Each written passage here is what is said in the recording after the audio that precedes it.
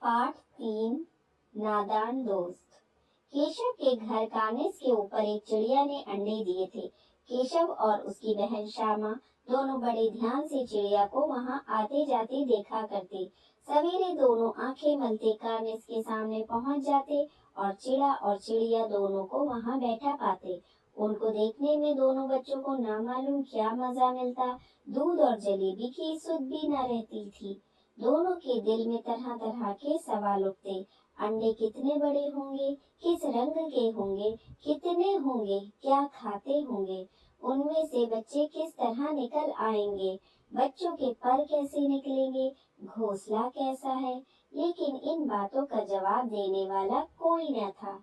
न अम्मा को घर के काम धंधों से फुर्सत थी, न बाबूजी को पढ़ने लिखने से।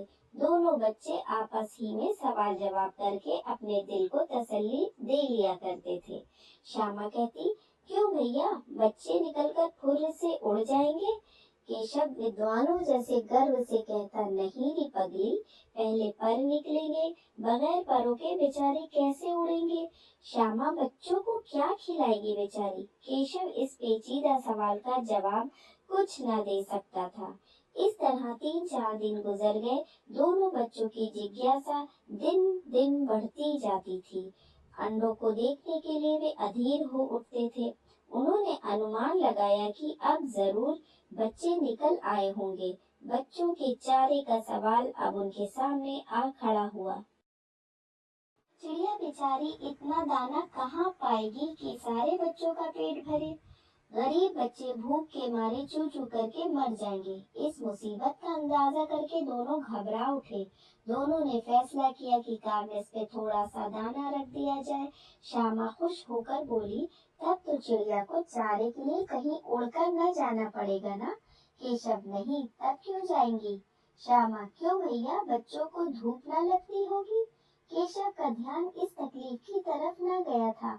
बोला, जरूर तकलीफ हो रही होगी, बेचारे प्यास के मारे तड़पते होंगे।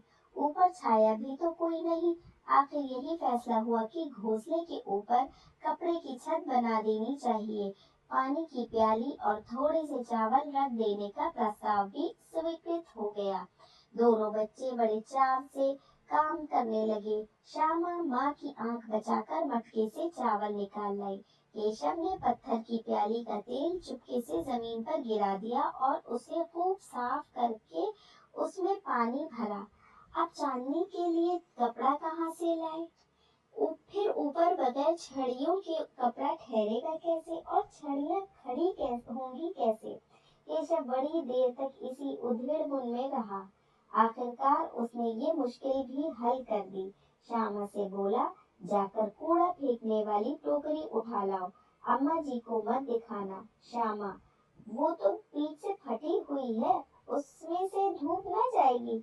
केशव ने झुंझलाकर कहा, तू टोकरी तो ला, मैं उसका सुराख बंद करने की कोई हिकमत निकालूंगा। दौड़कर टोकरी उठा लाई। केशव ने उसके सुराख में थोड़ा सा कागज ठूंस दिया। तब टोकरी को एक टहनी से टिकाकर बोला, देख, ऐसे ही घोंसले पर उसकी आड़ कर दूंगा, तब कैसे धूप जाएगी। श्यामा ने दिल में सोचा, भैया कितने चालाक हैं। गर्मी के दिन थे। बाबूजी दफ्तर गए हुए थे। अम्मा दोनों बच्चों को कमरे में सुलाकर खुद सो गई थी। लेकिन बच्चों की आंखों में आज नींद कहाँ। अम्मा जी को बहलाने के लिए दोनों दम रोके आंखें बंद किए मौके का इंतजार कर रहे थे। ज्यों ही मालूम हुआ कि अम्मा जी अच्छी तरह से सो गई, दोनों चुपके से उठे और बहुत धीरे से दरवाजे की सिटकनी खोलकर बाहर निकल आए। अंडों की हिफाजत की तैयारियां होने लगी। केशव कमरे से एक स्टूल उठा लाया, लेकिन जब उससे काम न चला तो नहाने की चौकी लाकर स्टूल के नीचे रखी और डरते डरते स्टूल पर चढ़ा। श्यामा दोनों हाथों से स्टूल पकड़े हुए थी। स्टूल चारों टांगे बराबर न होने के कारण जिस तरफ ज्यादा दबाव पाता था, जरा सा हिल जाता था। उस वक्त केशव को कितनी तकलीफ उठानी पड़ती थी, ये उसी का दिल जानता था। दोनों हाथों से कार्निस पकड़ लेता और श्यामा को दबी आवाज से डांटता, अच्छी तरह पकड़, कर बहुत मारूंगा। मगर बेचारी श्यामा का दिल तो ऊपर कार्निस पर था। बार बार उसका ध्यान उधर चला जाता और हाथ ढीले पड़ जाते। केशव ने जो ही कार्निस पर हाथ रखा, दोनों चिड़ियां उड़ गईं। केशव ने देखा कार्निस पे थोड़े तिनके बिछे हुए हैं और उन पर 3 अंडे पड़े हैं। जैसे घोंसले उसने पेड़ों पर देखे थे, वैसा कोई घोंसला नहीं है। श्यामा ने नीचे से पूछा, कै बच्चे हैं भैया? केशव, 3 अंडे हैं, अभी बच्चे नहीं निकले। श्यामा, जरा हमें भी दिखा दो भैया, कितने बड़े हैं? केशव, दिखा दूंगा, पहले जरा चिथड़े ले आ, नीचे बिछा दूं, बेचारे अंडे तिनकों पर पड़े हैं। श्यामा दौड़कर अपनी पुरानी धोती फाड़कर एक टुकड़ा लाई। केशव ने झुककर कपड़ा ले लिया। उसकी कई तरह तय करके उसने एक गद्दी बनाई और उसे तिनकों पर बिछाकर तीनों अंडे धीरे से उस पर रख दिए। श्यामा ने फिर कहा, हमको भी दिखा दो भैया। केशव, दिखा दूंगा, पहले जरा वो टोकरी तो दे दो, ऊपर छाया कर दूं। श्यामा ने टोकरी नीचे से थमा दी और बोली, अब तुम उतर जाओ, मैं भी तो देख लूं। केशव ने टोकरी को एक टहनी से टिकाकर कहा, जा दाना और पानी की प्याली ले आ, मैं उतर आऊं तो तुझे दिखा दूंगा। श्यामा प्याली और चावल भी लाई। केशव ने टोकरी के नीचे दोनों चीजें रख दी और आहिस्ता से उतर आया। श्यामा ने गिड़गिड़ाकर कहा, अब हमको भी चढ़ा दो भैया। केशव, तू गिर पड़ेगी। श्यामा, ना गिरूंगी भैया, तुम नीचे से पकड़े रहना। केशव, ना भैया, कहीं तू गिरा पड़ी तो अम्मा जी मेरी चटनी ही कर डालेंगी, कहेंगी कि तूने ही चढ़ाया था। क्या करेगी देकर? अब अंडे बड़े आराम से हैं, जब बच्चे निकलेंगे तो उनको पालेंगे। दोनों चिड़ियां बार बार कार्निस पर आती थी और बगैर बैठे ही उड़ जाती थी। केशव ने सोचा, हम लोगों के डर से नहीं बैठती। स्टूल उठाकर कमरे में रखाया, चौकी जहाँ की थी वहाँ रख दी। मामा ने आंखों में आंसू भरकर कहा, तुमने मुझे नहीं दिखाया, मैं अम्मा जी से कह दूंगी। केशव, अम्मा जी से कहेगी तो बहुत मारूंगा, कह देता हूँ। श्यामा, तो तुमने मुझे दिखाया क्यों नहीं? केशव, और गिर पड़ती तो 4 सर न हो जाते? श्यामा, हो जाते तो हो जाते, देख लेना, मैं कह दूंगी। इतने में कोठरी का दरवाजा खुला और अम्मा ने धूप से आंखों को बचाते हुए कहा, तुम दोनों बाहर कब निकल आए? मैंने कहा था ना कि दोपहर को ना निकलना। किसने किवाड़ खोला? किवाड़ केशव ने खोला था, लेकिन श्यामा ने ये बात अम्मा से नहीं कही। उसे डर लगा कि भैया पिट जाएंगे। केशव दिल में कांप रहा था कि कहीं श्यामा कह न दे।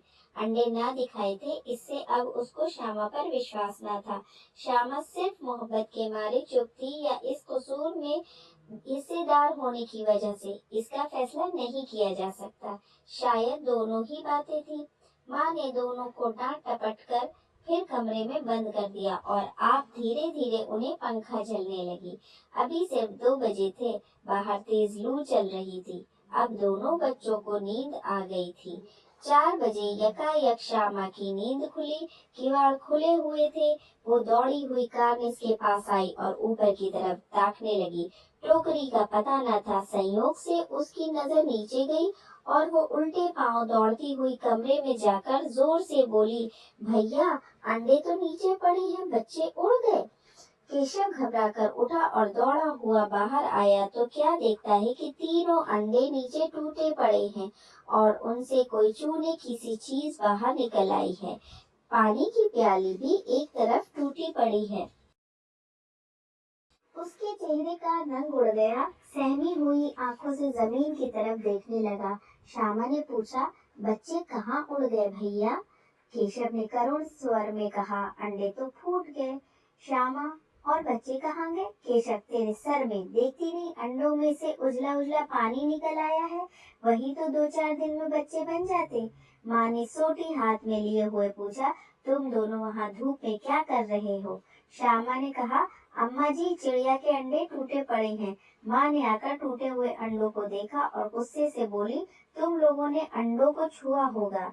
अब तो श्यामा को भैया पर जरा भी तरस न आया। उसी ने शायद अंडों को इस तरह रख दिया था कि वो नीचे गिर पड़े।